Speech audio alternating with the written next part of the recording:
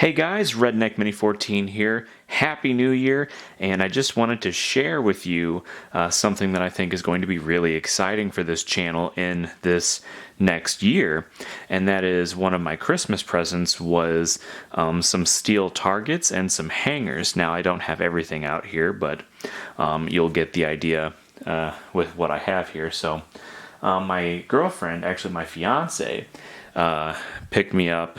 Well, got these off of Etsy. These are T-post target hangers. So you put a T-post in the ground, slip this over the T-post, and you have a hole for a metal pipe to go through. And then you obviously have this hook here to hang a target. So you can hang a target here on the top of the T-post, and then if you choose to put a metal pipe through it, it came with 4 of these little hangers that go over the pipe. So in total, in that little set, you get 2 of the T-post hangers and then 4 of the pipe hangers, and so you can hang a total of up to 6 targets, possibly less if you have targets that require 2 hooks. But the targets that I got, that she bought with them or from another seller, she got 3 of these little, I think these are 6-inch, 3/8 inch thick circles. And so she got 3 of these, and then she got this one. This one's really cool. This is a zombie. This is about 12 inches tall, and I don't know, probably like 5 or 6 inches across. Obviously, it's a really specific shape, and some of these little pieces here would probably fall off after shooting, but it is still a 3/8 inch thick piece of steel. And the actual targets, wherever she got the targets from, actually painted them black. The hangers are not painted, so I'll have to get some paint and paint those. And I'll have to get some zombie green spray paint to spray paint the zombie, and then the circles can just stay black for now until I decide to repaint them. I do have some random spray paint left over from other projects, so I can always use that until I get some other special spray paint for the targets. But the idea is that over this next year, I'm going to cut some trails at the farm, and maybe at the bottom of one of the trails, depending on where I run everything, I'll cut some trees down and drive some T-posts in the ground and set up my own little pistol shooting range.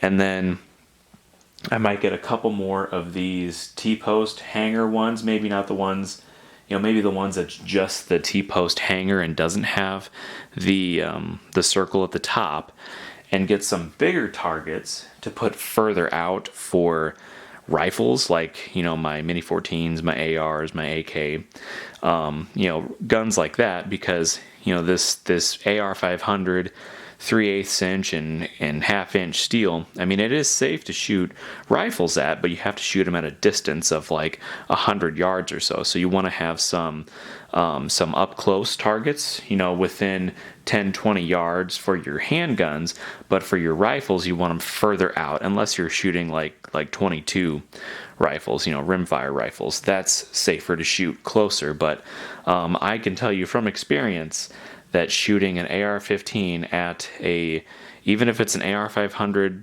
piece of steel, 3/8 inch thick, 1/2 inch thick, if you shoot it at a very close distance, that's very dangerous. And that 5.56 at that close of a distance will still zip right through that steel target. I've seen it happen, and I've seen the shrapnel of the bullet jacket come off and hit people and hurt them, and that's not good. So if you're shooting steel targets, obviously you want to shoot them with a rifle anyway. You want to shoot them from a very far distance so that you're being safe.